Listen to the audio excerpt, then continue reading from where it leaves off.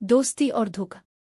घने और पुरअसरार जंगल में एक नेकदिल ताजिर अपने वफादार ऊंट को लेकर जा रहा था। बदकिस्मती से ऊंट बीमार पड़ गया और ताजिर ने वक्त ज़ाय होने के खौफ से इसे जंगल में ही छोड़ दिया।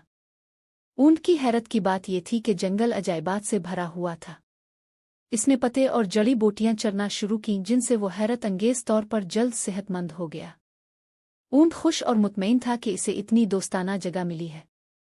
ऊंट के नए घर से ज्यादा दूर नहीं, जंगल के दरख्तों की छांव में 3 जानवर रहते थे, एक अक्लमंद कौवा, एक होशियार लोमड़ी और एक ताकतवर शेर। वो तीनों मील मिलाप और इज्जत व वकार के साथ जिंदगी गुजारते थे। जल्द ही उनकी नज़र इस भटकते हुए ऊंट पर पड़ी और वो दिलचस्पी से इसके करीब आए। कौवा खुश लहजे में बोला, तुम कौन हो और इस जगह तक कैसे पहुंचे? ऊंट ने जवाब दिया, मैं एक सादा सा ऊंट हूं, लेकिन किस्मत मुझे यहाँ ले आई। इसने ताजिर की कहानी सुनाई। इसकी हिम्मत और बर्दाश्त से मुतासिर होकर कौवा, लोमड़ी और शेर ने इसे अपने गिरोह में शामिल कर लिया।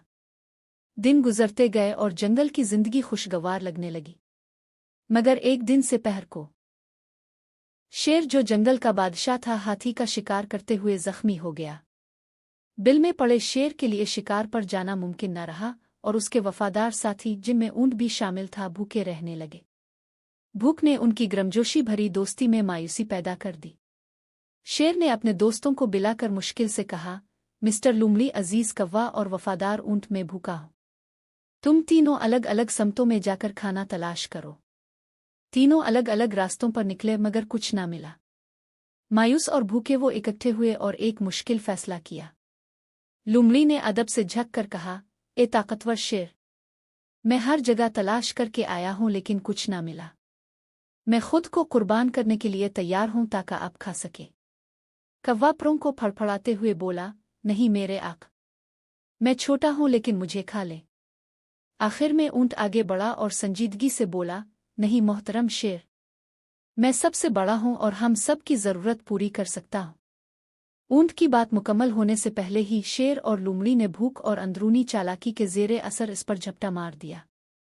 कौवा खामोशी से ये सब देखता रहा और समझ गया कि ये ऊंट की इज्जत और एतमाद ही था जिसने इसे यह कुर्बानी देने पर आमादा किया। यूं घने जंगल में शेर का पेट तो भर गया, मगर दोस्ती टूट गई।